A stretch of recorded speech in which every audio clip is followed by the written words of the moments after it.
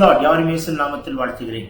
இன்றைக்கு ஆண்டு தருகிற தீர்க்கதரிசன வார்த்தை உபாகம புஸ்தகம் 11ஆம் அதிகாரம் 7ஆம் வசனம். Deuteronomy chapter 11 verse 7. கர்த்தர் செய்த மகத்துவமான கிரியைகள் எல்லாம் உங்கள் கண்கள் அல்லவா கண்டது. ஆண்டவர் செய்த மகத்துவமான கிரியைகளை இஸ்ரவேலனே உன் கண்கள் கண்டதல்லவா.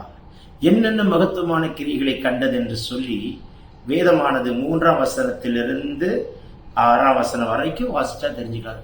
If you read Deuteronomy chapter 11 verse from 3 to 6, you can understand what are the mighty things the Lord has done to the people of Israel. And the Lord turned against the people of Egypt, and the Lord destroyed them and delivered the people of Israel from Egypt. So it explained in Deuteronomy chapter 11 verse 3 from verse 3 to 6, you can understand, right? Okay, என்னென்ன மகத்துவங்கள் எல்லாம் கர்த்தர் செஞ்சார் அதெல்லாம் நீ நினைச்சு பார்க்கறியா? மறந்துட்டியா? உன் கண்கள் அல்லவா கண்டது. கண்டவனே எப்படி நீ மறந்த? இஸ்ரவேல் நீ மறக்கலாமா? உன் கண் கண்டதெல்லாம் ஆண்டவர் உங்களுக்கு விளக்கி சொல்கிறார். கவனி. நீ எகிப்தின் நடுவிலே எகிப்தின் ராஜாவிய பார்வோனுக்கும் தேச அனைத்துக்கும் ஆண்டவர் செய்த அடையாளங்களையும் கிரியைகளையும் எகிப்தின் சேனையும் குதிரைகளை ரதங்களையும் உன்னை பின்தொடர்ந்த கர்த்தர் சிவந்த சமுத்திரத்தின் ஜலத்தை அவர்கள் மேல் புரள பண்ணி இந்நாள் வரைக்கும் இருக்கிறது போல அவர்களை அழித்த அவருடைய செய்கைகளை பாருங்க. எகிப்து முற்றிலும் அழித்து போற செய்கைகளையும் பூமி தன் வாயை திறந்து எலியா என்னும் ரூபன் குமாரனுடைய மக்களான தாத்தானையும் அபிராமையும் அவர்கள் குடும்பங்களையும் அவர்கள் கூடாரங்களையும் இஸ்ரவேல் எல்லாருக்குள்ளேயும் அவர்களுக்கு இருந்த அவருடைய சகல பொருட்களையும் விழுங்கும்படி செய்ததையும் அறியாமலும் காணாமலும் இருக்கிற உங்கள் பிள்ளைகளுடன் நான் பேசவில்லை. இன்று நீங்களே அறிந்து கொள்ளுங்கள். இவ்வளோ மிராக்கல்ஸ் நான் பண்ணியிருக்கிறேன். இஸ்ரவேலுக்கு விரோதமாக எழுப்பின எகிப்தா இருக்கட்டும், இஸ்ரவேலுக்குள்ளே எழுப்பின ஒரு ரூபன் கோத்திரத்திலிருந்து எழுதின எலியா தாத்தானா இருக்கட்டும், இவர்களுக்கெல்லாம் நான் செய்ததை நீ எப்படியெல்லாம் அறிந்திருக்கிறாய் இஸ்ரவேலனே. நீ அதை கண்டுமா நீ உணராமல் இருக்கிறாய்.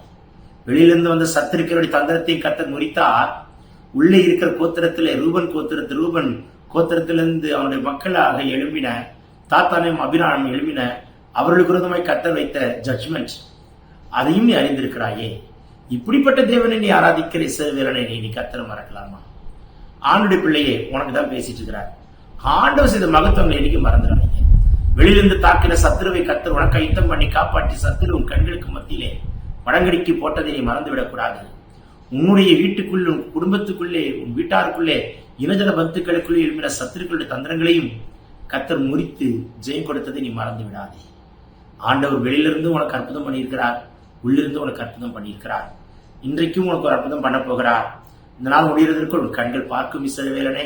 நீ வாக்குத்தத்தம் பண்ணப்பட்ட இஸ்ரவேலன் தானே? பரம காணனுக்கு என்று அழைக்கப்பட்ட இஸ்ரவேலன் தானே? தேவனுக்காக பிரித்தெடுக்கப்பட்ட இஸ்ரவேலன் தானே? என் தேவன் இன்றைக்கு உனக்கு ஒரு அற்புதத்தை செய்ய போகிறார்.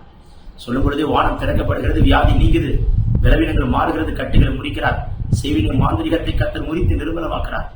பெற்றுக்கொள்ளுங்கள் சுகத்தை. பிறந்தநாள் திருமண காண்பவர்களை கர்த்தர் தொட்டு ஆசீர்வதிக்கிறார். Take this prophetic word. Receive it in Jesus' name. Amen, amen, amen. God bless you. Have a blessed day.